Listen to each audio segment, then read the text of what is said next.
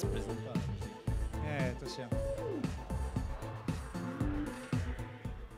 Mathieu Pigasse, bonjour. Vous êtes directeur général de Lazare France. On va parler un petit peu de la situation économique française. Est en discussion actuellement le texte sur le pacte de responsabilité avec des allègements de cotisations sociales, un certain nombre de signaux qui vient forts. d'être adopté en première lecture, d'ailleurs. Exactement, de signaux forts pour les entreprises. On a l'impression vraiment que c'est un changement de cap qui a été décidé depuis le mois de janvier et qui rentre en application maintenant.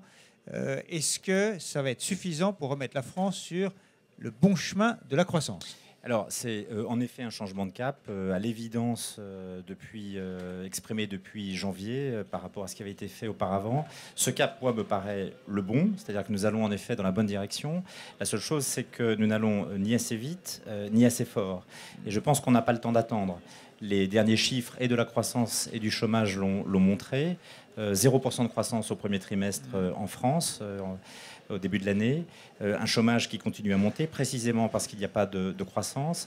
Et donc il faut aller beaucoup plus vite et beaucoup plus fort, sans attendre. Plus fort, à mon sens, dans la baisse des impôts et des charges sociales, plus fort dans la réduction de la dépense publique, en tout cas dans la réduction de la mauvaise dépense publique, et plus fort, parce que les trois doivent être faits simultanément, dans les réformes indispensables qu'il faut mettre en œuvre au sein de l'économie française. Alors, quel type de croissance ? Arnaud Montebourg, dimanche dernier, a annoncé une grande loi sur la croissance, le retour de la croissance à l'automne. Qu'est-ce qu'il faudrait mettre dedans ? Alors, je n'avais pas vu qu'il avait décrété ou annoncé une grande loi sur la croissance, mais la caractéristique de la croissance, c'est que ça ne se décrète pas. Exactement. Donc ça ne se vote pas, ça ne se décide pas, ça ne se choisit pas. Mais ce qu'on peut faire, c'est créer les conditions de la croissance. Et créer les conditions de la croissance, c'est d'ailleurs ce que le Premier ministre lui-même avait dit dans son discours de politique générale, c'est la confiance. Comprendre que la confiance crée la croissance et que la croissance crée la confiance. Et donc c'est arriver à créer les conditions pour. Créer ces conditions pour, c'est à nouveau adresser des signaux forts et positifs en faveur de l'économie. Est-ce que le ras-le-bol fiscal dont on a beaucoup parlé depuis un an, est-ce qu'on a tourné le dos au ras-le-bol fiscal ? Est-ce que les Français peuvent avoir, à votre avis, confiance, puisque vous utilisez le mot, sur le fait que les impôts n'augmenteront plus ?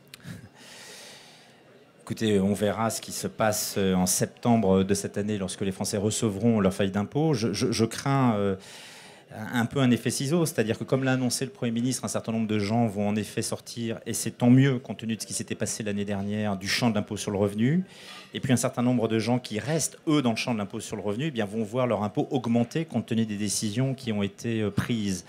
Et donc je crains un effet un peu gris ou un peu intermédiaire. C'est la raison d'ailleurs pour laquelle je dis qu'il faut aller plus vite, plus fort, c'est-à-dire vraiment faire des choses de manière beaucoup plus tranchée. À Lazare, est-ce que vous constatez, entendez des départs de Français vers l'étranger ? On a parlé de sièges de société, on a parlé de cadres supérieurs, de dirigeants. Est-ce que le flot des départs continue ou il s'est interrompu depuis qu'il y a un nouveau gouvernement avec Manuel Valls ?